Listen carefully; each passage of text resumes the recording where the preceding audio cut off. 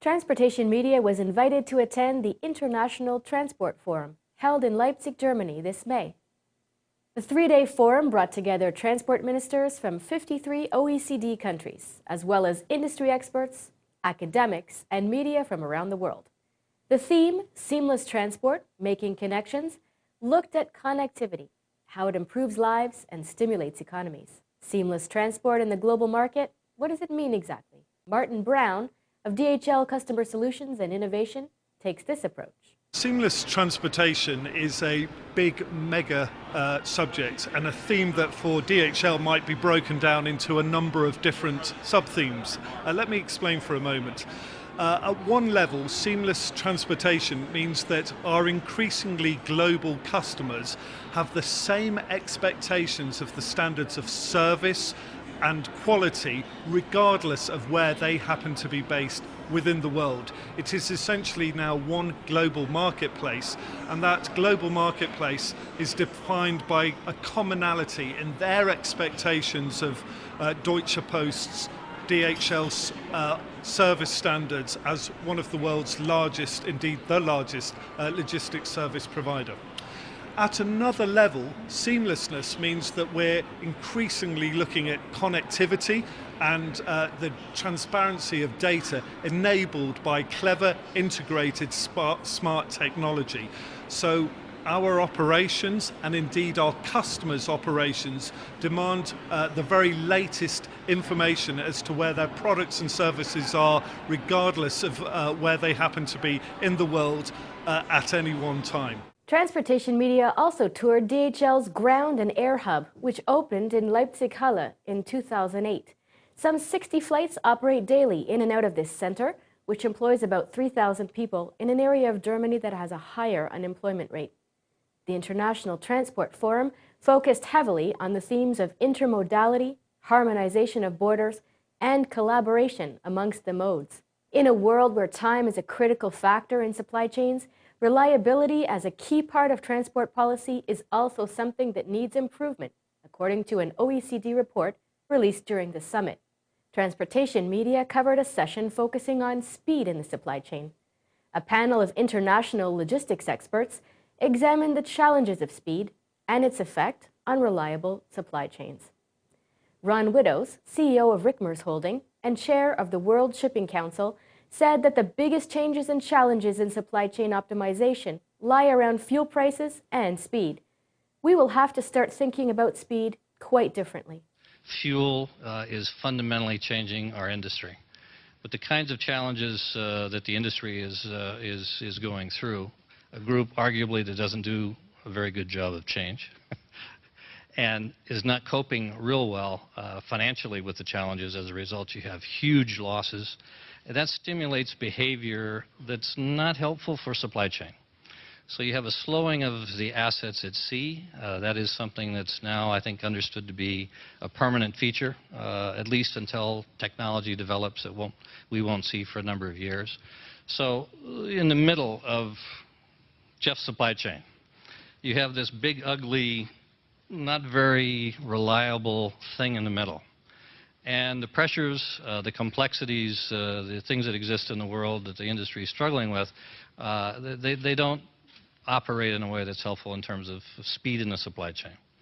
So speed is now got to be thought about differently.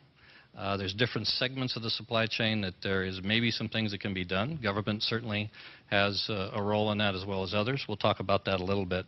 But I think most significant is the slowing in the supply chain that's due to fuel cost and where people believe it to go, and what that's done to a whole asset class and the transformation that will have, the effect that will have on our industry. Jeff Langenfeld, Vice President of International Logistics at Walmart, talked about challenges and strategies for running international supply chains in existing or emerging markets. The single biggest challenge? Lack of reliability and therefore predictability. Our approach to business is that we just want to be the very best in the markets that we play. If we try to go about building huge, complex supply chains where it's not necessary, whether we're talking about entering a market or whether we're talking about the markets that we're already in, Our goal is to be the best among the competitors and try to stay one step ahead of them. And with that brings a considerable amount of complexity. Some of these markets we know a lot about. Some of them we're learning, just like the rest of the industry is, how to do business in these countries. And every country is different. There's not one single best way to approach the problems that we face in our international markets. When I talk about international markets, I'm talking about markets outside of the United States. The level of complexity that we have in the United States is much different than the level of complexity that we have, for example, in China. And, you know, Melinda, one of the questions you asked is you know, what are the challenges? Right now, the single biggest challenge that our company faces in most of our international markets is all around the ability to be able to get reliable transportation. And most of it in that, you know, with a little bit of background, is that what that really comes down to is the truck transportation. And this is transport between the suppliers or the manufacturers into our distribution network, as well as from our network, as well as the piece of the supply chain between the distribution centers and the stores. And, you know, Ron touched on it real briefly here, but the reality of it is because there's not enough reliability, or more importantly, predictability around the amount of time it takes to make deliveries into warehouses or into stores, results in there being more inventory in the supply chains. And it's not just Walmart's supply chains, it's our suppliers' supply chains as well. Improving infrastructure into and out of what in future will be bigger urban centers was another key theme of the forum. According to Widows, the conflict between people and goods transport will be a huge problem all governments will face. Intermodal connectivity specifically, the better job is done in linking that intermodal capability. The focus is very much on ports, has been, to get all of that volume out of the population center to minimize the environmental impact as well as the impact on the citizenry. But what doesn't get quite as much focus in many parts of the world is you have the same problem going into metropolitan areas.